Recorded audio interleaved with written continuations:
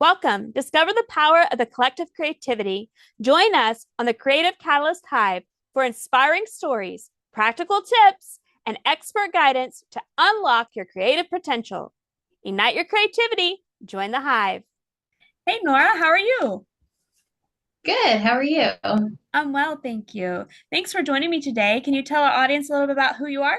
So I have known Misty for a very long time since I was a teenager, Mhm. because I'm friends with her younger sister. Mhm. And I am a high school teacher. I teach career and technology courses and specifically family consumer sciences. And specifically in that right now, I teach counseling and mental health. So I have taught a lot of different things under the family and consumer sciences umbrella, but it just changes year by year.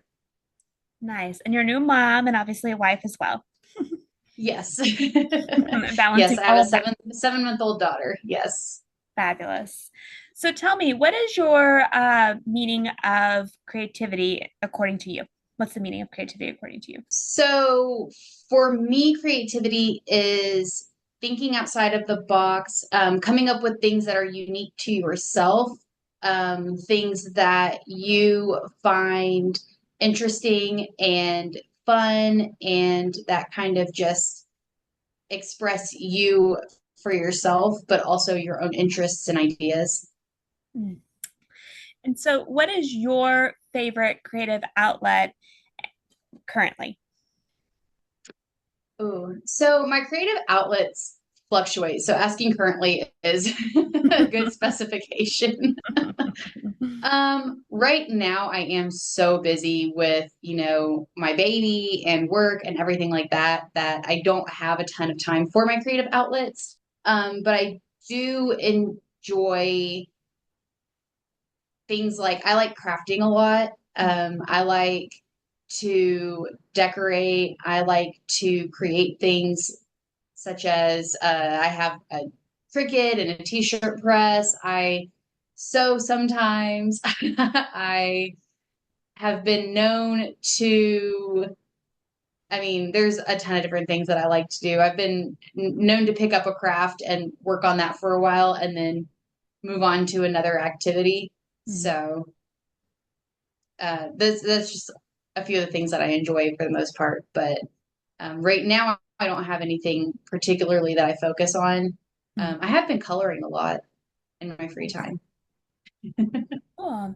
No, and so tell me in your classroom, how do you foster creative thinking?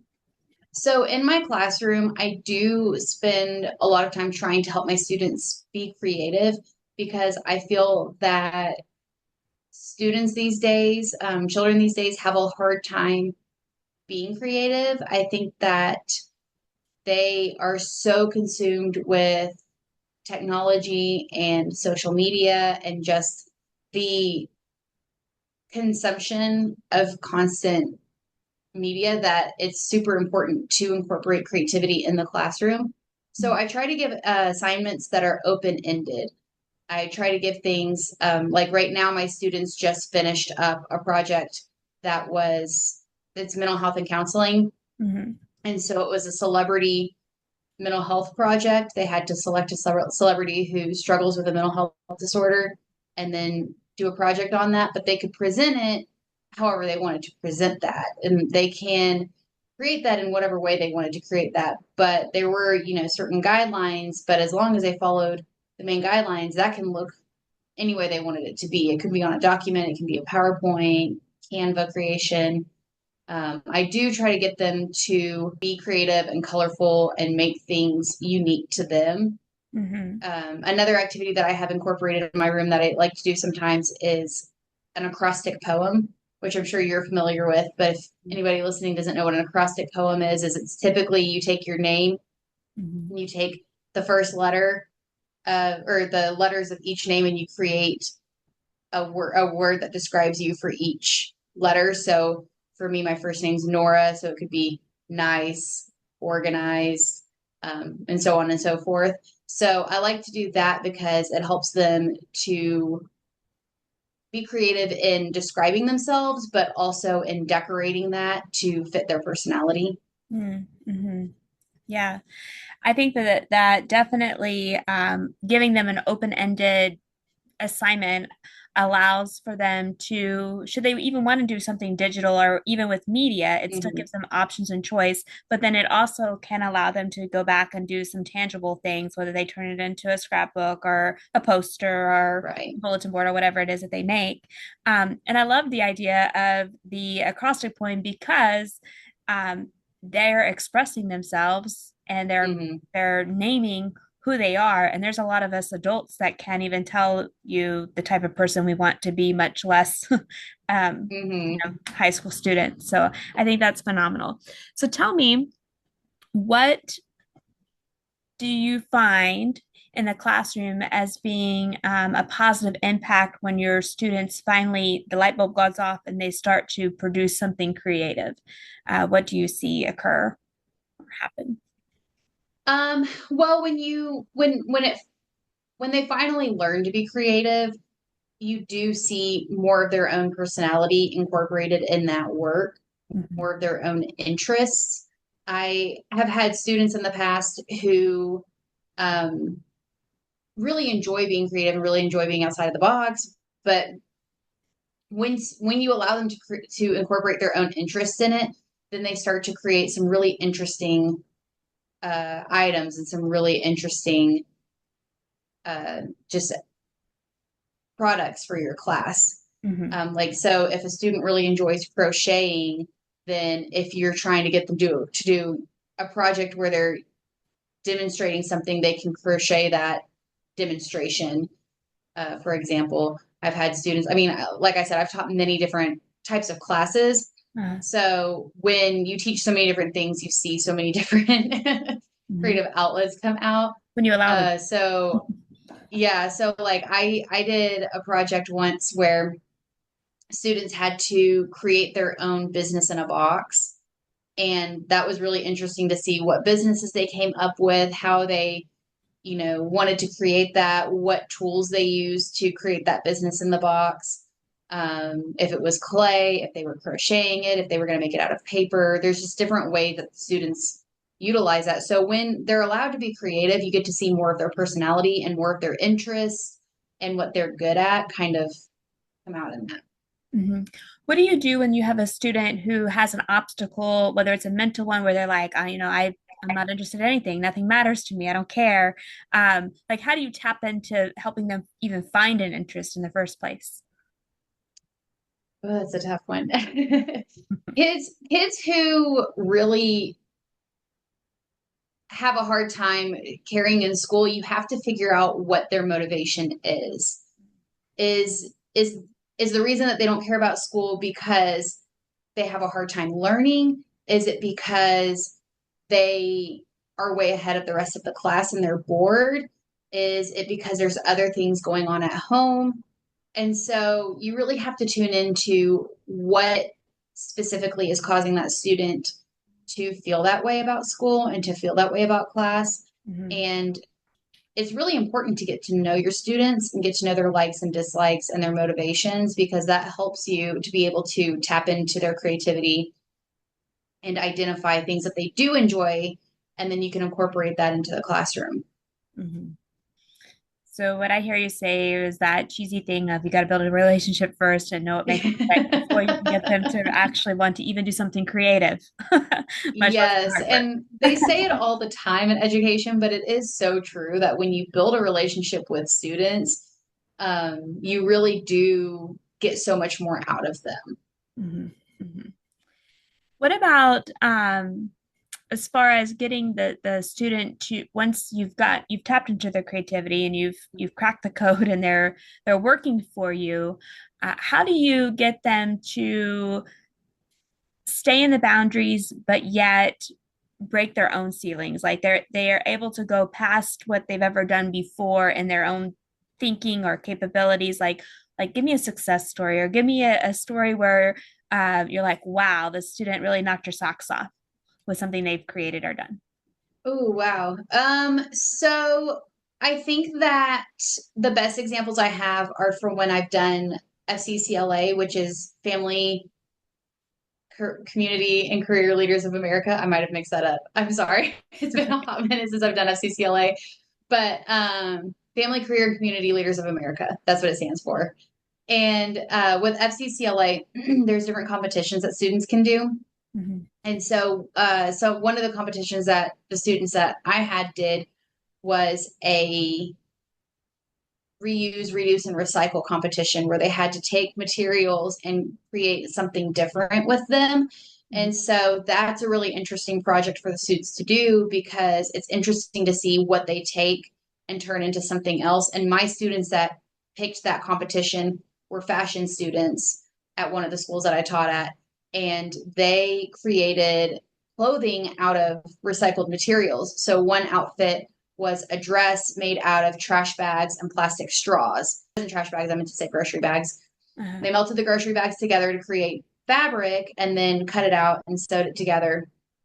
And there was another one that did a s'mores cupcake decorating competition. So they did a cupcake decorating competition and they had to and they created like a campfire with s'mores. The cupcakes were s'mores flavored, and then they had a whole campground background that they created, and it was super cute and creative and really fun for them to explore those creative outlets.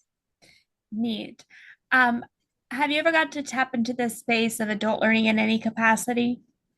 Outside of education, a little bit, yes. My husband and I actually have a friend who decorates cookies, Mm-hmm. like, the ones that you would see at a birthday party.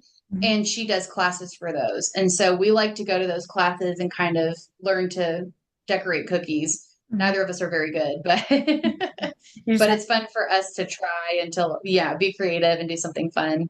Mm-hmm. Uh, do you ever see hesitant adults who feel like they're not creative and they can't join, even though you, like you stated, you don't feel like you're very good at the decorating of the cookies, but you're still doing it just to have fun and to broaden your horizons. Do you ever see people being stifled even outside of the classroom where they don't feel like they can think creatively? Yes. So I think that as adults, we get so stuck in, well, first of all, we get so stuck into our niche of our degree or our specialties in life. And we forget that there is a creative side to life and we forget to be creative. But I also think that once you're out of school and you're grown, you feel like there's not an opportunity for you to join a class or to learn something new. Or I think some people kind of feel like it's kind of hard to go back to, a class for that kind of thing. Mm-hmm. But I think that we just get so stuck in our routine that sometimes we forget to be creative. Like I said, I'm a new mom, so all my whole entire day is accounted for. I go to work, I come home, I take care of the baby, cook dinner, put the baby to bed, and then I go to bed. So Mm-hmm. it's very, my whole life. So I mean, I'm kind of in a rut myself. I Mm-hmm. would like to take more classes or do something more Mm-hmm. interesting, but one day I will again. Right, right, right. It's just a temporary thing that right Yes. now your time is allotted for. Yes. Um, no, I think that that's great. So tell me, as far as you kind of hit on that, some obstacles that get in the way of adult creative thinking. It's not even so much that people don't even think that they're creative, it's that they feel like they don't have time to be outside of their 9 to 5 job, like you're saying, and then parenting and all the other things that come along with life. Right. What about if somebody wanted to, right now as an adult learner, get involved in something? You just said take a class, learn something new, don't get stuck in a rut. But even in the classroom, you are able to foster it by creating the relationship and by helping them to see what it is that they are even interested in, much less what they're good at. But if you had your own kids at home, which in their, past the baby stage, like they're actually up and doing, because the baby's learning all kinds of things too, right? But not Oh, yes. not necessarily in the creation world yet. She will. what would you give the listeners? Like, what are some tips, tricks, words of wisdom that you would give to get people to either one, think creatively themselves, or two, help someone else find a creative outlet? So I think that just having crafting supplies around, just, and it doesn't have to be anything expensive or crazy. It can be, markers and paper and clay, but I think just having things available for, children to use or even yourself to use Mhm. allows you the opportunity, because if it's there, you're more likely to go, use towards that and use that. But I also think allowing children and even sometimes yourself time to be bored, because studies have shown that creativity and imagination in children is born out of boredom. If you are constantly giving your children things to do, you're constantly providing them entertainment, you're constantly letting them watch TV, be on the iPad, and not that those things aren't okay in moderation, but if you're just constantly giving them something to do, they're not creating on their own. So kids need the boredom in order to be creative, and they need the time, and they need, just simple supplies, just coloring pages, even just something to get them started in that creativity. Mm-hmm. Mm-hmm. No, I think I agree 100%. Um, so being bored's okay. And if you want your kids to be um, a thinker beyond, Mhm. a doer, then you've got to allow them time to be bored. Yes. And yourself included. If you fill up all your time scrolling, you're never Mhm. going to create anything because you're just Right. consuming. Which sometimes become a content zombie myself, where I'm like, well, I'm going to learn, watch Hmm. YouTube, look at Pinterest. And then before I know it, 3 days has gone by and I still haven't made anything. So Yeah. it's a I real, think real we've struggle. all been victims of doing that for sure. But yeah, the second step to that is doing the activity. Correct. Which I'm sure in the classroom is a challenge in itself sometimes also. Yes, for sure. Well, cool. Is there any other parting thoughts that you would give our listeners based on the idea of creative thinking or, um, viewing yourself as a creative in general? Yeah, I think that people shouldn't be afraid to be creative and make mistakes. I think a lot of the time we're afraid to start something because we're afraid to fail at it. So I think that accepting that failure is something that happens sometimes, but oftentimes amazing things come out of failure.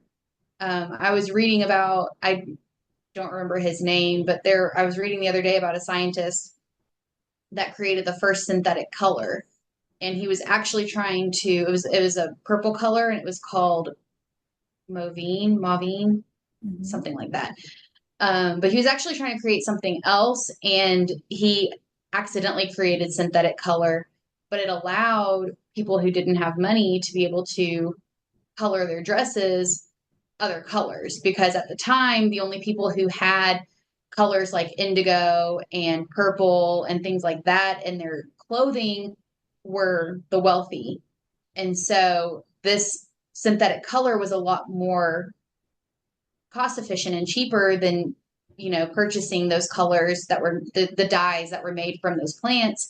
So this allowed that other people to be able to incorporate those colors into their wardrobe, which is why we have the colors we have now in our wardrobe. Mhm. And so uh, that's just an example of how one failure actually created something new and amazing and something that everybody uses now. So don't be afraid to be a failure because failure is not always a failure. Sometimes it's going to turn into something amazing and something awesome. Mm. Yes, absolutely. So tell me, is there anywhere our listeners could find you should they want to pick your brain about thinking creatively or teaching creatively or doing something creative? Yes. So I have an Instagram and a TikTok. My Instagram is private, but I do accept a lot of people. My Instagram is Nora J Yonker, Younker, and my TikTok is Mrs. _Yonks, Younks. A podcast.